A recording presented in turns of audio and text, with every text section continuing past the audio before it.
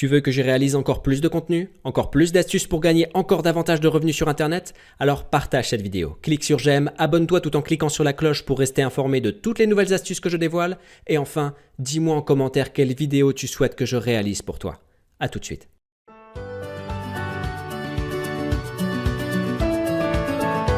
Ok, vous avez mis en place votre stratégie de double opt-in et votre trafic est maintenant qualifié. On va pouvoir passer à la seconde étape qui consiste à rédiger vos mails de manière à ce que les robots de Gmail, Hotmail, Yahoo, etc. ne vous détectent pas en tant que spam.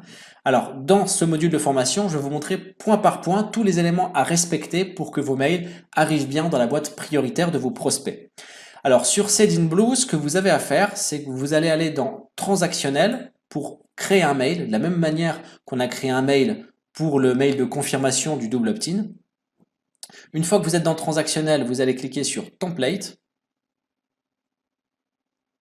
et vous allez cliquer sur Nouveau template. C'est exactement le même procédé. Ici, on va choisir le nom de votre template. On va, pour l'exemple, dire qu'on vend du matériel informatique. Ok, donc le nom du template et on va faire un mail de vente. On va l'appeler vente d'un ordinateur. Allez. Alors rassurez-vous, le nom du template, c'est juste pour vous et votre organisation. Ce ne sera jamais visible par vos prospects. L'objet, et ça c'est un élément extrêmement important, dans l'objet, vous devez en fait être suffisamment concis pour pouvoir résumer le contenu de votre email, parce que c'est la première chose que votre prospect va voir. Donc il faut qu'il soit suffisamment attractif pour appeler les gens à cliquer et à ouvrir votre email.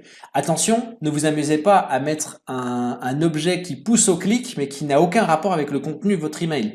Sinon, l'effet que ça aura, c'est que la personne va ouvrir votre email et elle ne va jamais cliquer sur vos liens. Donc vous aurez un taux de clic qui sera ridiculement bas et un taux d'ouverture qui sera haut. Et ça, c'est des choses qui vont être détectées en tant que spam par les robots de Gmail, Hotmail, etc.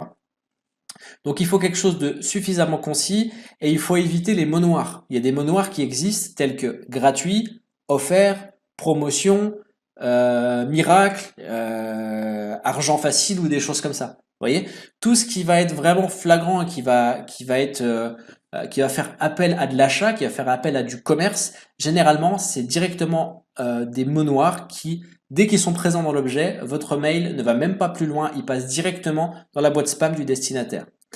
Donc, il faut faire de la vente, bien évidemment, du marketing par mail, mais il ne faut pas envoyer votre vente comme un cheveu sur la soupe. Il faut mettre en place une stratégie. Donc, dans l'objet, par exemple, si on veut vendre un ordinateur, on peut mettre j'ai découvert une astuce pour booster ton PC. C'est un exemple que je vous dis, mais là c'est beaucoup plus subtil, ça donne envie d'ouvrir le mail et on est toujours dans le caractère de l'ordinateur, donc on évoque en fait le contenu de l'email. Donc l'objet, on est bon. L'email, alors l'email de l'expéditeur, ici vous choisissez en fait votre nom de domaine. Donc par défaut, généralement votre nom de domaine, c'est le nom de votre site, votre site.fr. Là, on pourrait dire outildinformatique.fr. Vous choisissez votre nom de domaine ici. Alors si vous n'avez pas de nom de domaine, dans ce cas-là, vous allez vous retrouver avec une adresse mail du type tartampion@gmail.com ou tartampion@hotmail.fr. Je vous déconseille fortement. Moi, ce que je vous préconise, c'est d'acheter un domaine, un nom de domaine, en fonction de votre activité. Franchement, ça coûte rien. Ça va être quelque chose comme 12 ou 13 euros l'année, à peu près 1 euro par mois. Ça coûte rien du tout et ça va vraiment augmenter vos chances d'atterrir dans les boîtes prioritaires de vos contacts, tout simplement. Donc, c'est vraiment pas négligeable. D'ailleurs, vous allez voir le lien qui va être fait dans l'étape juste après, c'est le nom de l'expéditeur. Ici, vous allez indiquer le nom de l'expéditeur. Il faut que ce nom soit à l'identique du domaine. Par exemple, si votre nom de domaine c'est outildinformatique.fr, ici, il va falloir écrire outils informatique. Donc forcément, si vous n'avez pas de nom de domaine et que vous utilisez l'adresse en gmail.com, ici, vous n'allez pas écrire Gmail. Donc vous allez écrire votre nom, prénom. Alors ce sera un peu comme vous tirer une balle dans la jambe. Il y a de grandes chances que votre mail soit interprété comme du spam. Du coup, je vous conseille quand même vivement d'avoir recours à un nom de domaine. Sinon, tant pis, ici, mettez votre nom et prénom. Ensuite, une fois que vous avez rempli tous ces paramètres, vous allez cliquer sur prochaine étape. Dans la prochaine étape, rappelez-vous, lorsque nous avons créé le mail de confirmation pour le double opt-in, nous avions utilisé l'éditeur drag and drop. C'est la seule et unique fois que vous utiliserez cet éditeur pour un mail. Tous les autres mails, vous allez les rédiger avec l'éditeur de texte enrichi. Pourquoi? Eh bien, tout simplement parce que l'éditeur de texte enrichi va simplifier considérablement votre mail et va alléger considérablement votre mail. Et du coup, vous allez gagner une bien meilleure note au spam score. Donc, une meilleure délivrabilité. Ensuite, pour la rédaction de votre mail, il y a des aspects à connaître, il y a des règles à connaître. Il faut impérativement que vos mails il faut impérativement que vos mails ne comportent pas de majuscules. Alors bien évidemment, si vous commencez une phrase, vous commencez par une majuscule. Mais je veux dire, il ne faut pas qu'il y ait un mot complet en majuscule ou une phrase complète en majuscule. Il faut que tout soit en minuscule. Il ne faut pas qu'il y ait de caractères gras. Il ne faut pas qu'il y ait de mots surlignés ou soulignés. Il ne faut pas qu'il y ait de mots en italique, en clair, de mots ou de phrases en italique. En clair, votre traitement de texte doit être le plus simple possible, comme si vous envoyez un mail à un collègue ou à un ami. Vous n'allez pas entartiner des kilomètres et faire une mise en page de malade. Vous allez rester simple. Bah là, c'est pareil. Vous allez rester très simple, d'accord? Pas d'artifice. Ensuite, il faut que la police utilisée soit une police qui soit reconnue, telle que Verdana, Time New Roman, etc. Pas de police fantaisiste. Il faut éviter impérativement, même pas éviter, il faut proscrire. Attendez, je mets mes lunettes parce que là j'ai les yeux qui sont complètement grillés. Donc, il faut éviter, pardon, non, je disais pas éviter, mais proscrire toutes les couleurs. Donc, les couleurs en rouge ou les choses comme ça, vous évitez, vous enlevez complètement de votre mail. Et il faut que la taille de votre texte soit à la taille 11. Pourquoi 11? Parce que la majorité des gestionnaires de mail, donc Hotmail, Gmail, etc., ont une taille en 11 pour leur caractère. Donc on garde ce schéma-là. Alors bien évidemment, vous allez me dire, mon mail il va être tout moche, il va pas forcément être beau à lire. Bah, détrompez-vous. Les gens, on arrive dans une époque où ils reçoivent énormément de mails, avec des photos par-ci, des caractères gras par-là. Et en fait, dès qu'ils reçoivent un mail qui est trop sophistiqué, bah inconsciemment, ce qu'ils vont se dire tout de suite, c'est de la pub. Qu'est-ce qu'on veut me vendre? Et du coup, même s'il n'arrive pas en spam, si jamais il n'arrive pas en spam, mais dans le cas justement où il n'arrive pas en spam, de lui-même, il va fermer toutes les portes à un achat possible. Et du coup, il va lire, allez, peut-être une seconde votre mail et il va le supprimer ou alors il va plus faire attention à votre mail. Tandis que si le mail n'a pas une mise en page qui balance des artifices dans tous les sens, il va y porter plus d'attention. Alors, ensuite, lorsque vous commencez à rédiger votre mail, la première phrase doit être une phrase d'accroche. Pourquoi? Parce que la première chose que voit votre contact, c'est l'objet de votre mail, d'accord? Et juste en dessous de l'objet de votre mail, vous avez la première phrase du contenu de votre mail. Donc cette phrase, elle doit être une phrase d'accroche parce qu'elle est vraiment primordiale pour inciter le prospect à ouvrir votre mail. En dessous, vous aurez le contenu de votre mail avec des appels à l'action, etc. C'est pas une formation sur comment vendre avec un email, c'est comment faire en sorte que votre email n'arrive pas dans la boîte spam. Du coup, je vais pas rentrer dans les détails. Donc, on a la phrase d'accroche, le contenu. Ici, vous allez laisser ensuite un lien. Donc, cliquez pour recevoir mon astuce. Vous surlignez tout ce que vous voulez mettre en lien cliquable et vous cliquez ici. Vous choisissez votre lien, donc là on va mettre outil informatique.fr, mon lien. Boum. Voilà, donc là on a notre lien cliquable. On remet du contenu. Alors, par contre, ah, il me le met en lien.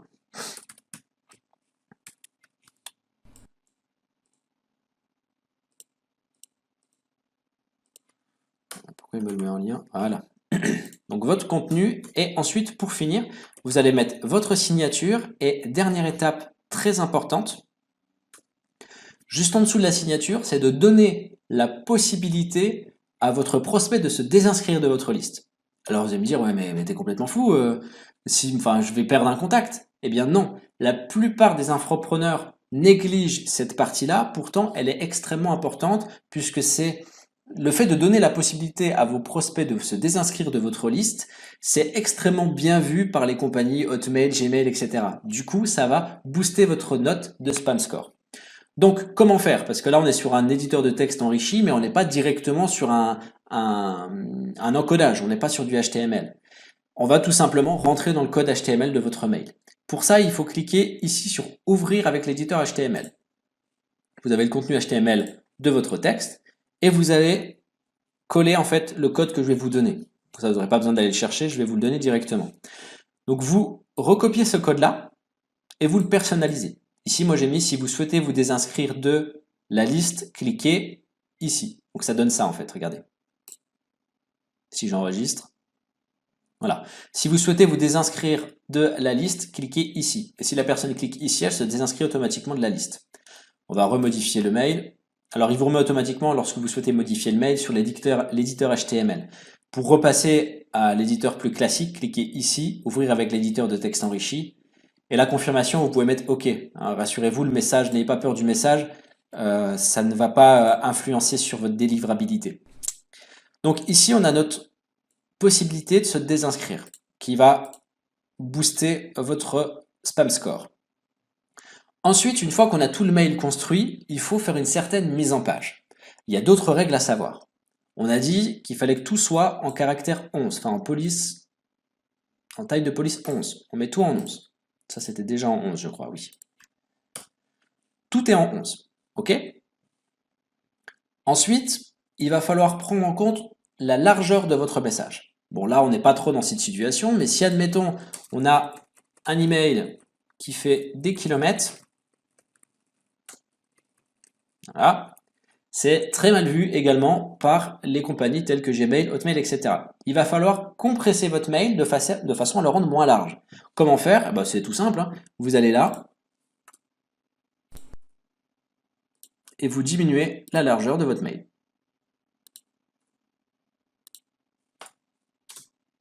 Par exemple, vous pouvez faire plus large, hein. Le but, c'est qu'il ne fasse pas simplement des kilomètres. Voilà.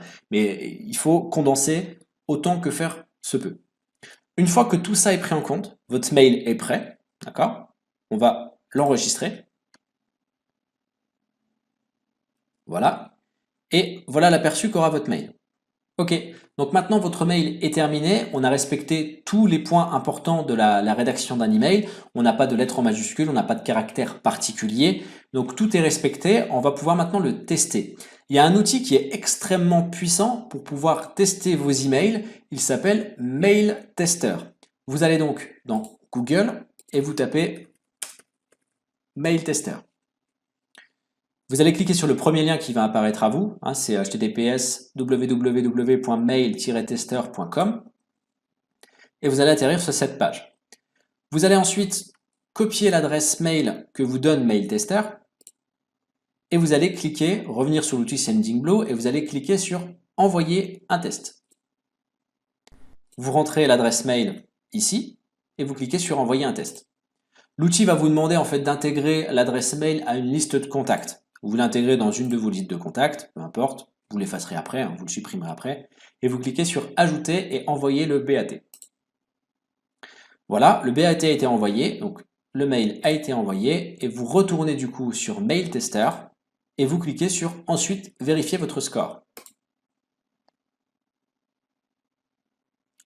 Donc là, il est en train de calculer le score. C'est pas réellement un spam score, hein. Il donne une note entre 0 et 10. Il donne une note de votre mail. 10 étant la meilleure note, donc la meilleure délivrabilité de votre email. 0 étant la moins bonne. Donc là, on tombe sur une note à 8,7. Donc c'est déjà une très très bonne note. 8,7. Joli travail, votre email est presque parfait. Alors on va voir, parce que ça c'est l'intérêt justement de MailTester. MailTester va vous dire exactement ce qui ne va pas dans votre email. Donc, ici, on a tous les points là qui sont validés, hein. Là, c'est au vert, version HTML, tout ça, c'est notre email. Ok, c'est impeccable. Tout est bon, tout est au vert. Là où le bas blesse, c'est dans le spam assassin, pense que vous pouvez vous améliorer. On perd 1,3 points, donc ce qui nous mènerait à 10. Donc tout se passe ici. On va développer. On perd quasiment rien là-dessus. DKIM, donc le DKIM il est signé, donc ça le DKIM on le verra dans la suite de la formation, rassurez-vous. On perd 0,24 points dans le header from différents domaines. Donc là il nous explique qu'en gros dans l'entête du mail elle est différente du nom de domaine, en gros grosso merdo, hein. Là on ne pourra pas y faire grand chose dans l'immédiat, donc ces points là on ne pourra pas les récupérer. Un point, on perd un point. Tac, tac, tac. Vous devriez ajouter plus de texte dans votre email. Ok, d'accord. Donc en fait, vu que bah, là on a fait un mail de démonstration, effectivement il n'y a pas grand chose, il n'y a pas vraiment de contenu dans l'email. Du coup, on perd un point sur ça. Donc en réalité, quand vous allez rédiger votre mail, votre mail il sera concret, complet et enrichi avec toutes les informations que vous avez à mettre.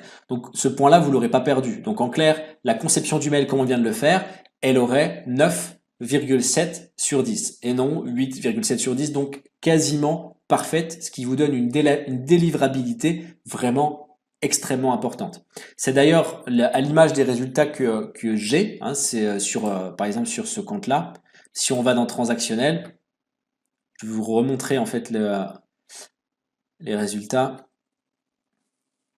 Si on prend les statistiques, voilà, il y a 420 mails qui sont envoyés. J'ai un taux de délivrabilité à 98,1%.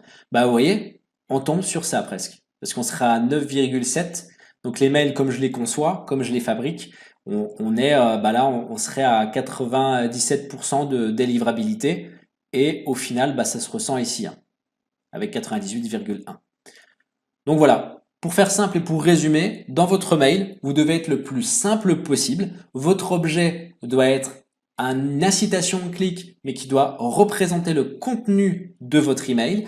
Vous devez éviter les mots noirs dans cet objet. L'objet ne doit pas non plus contenir un titre trop grand, d'accord? Pas de majuscule. Le nom d'expéditeur doit être à l'identique du nom de domaine. Dans votre email, vous devez ne pas avoir de majuscules, de texte en gras, de texte souligné, surligné en italique, pas de mise en page particulière. Votre mail doit être beau, aéré, mais il ne doit pas y avoir de mise en page particulière.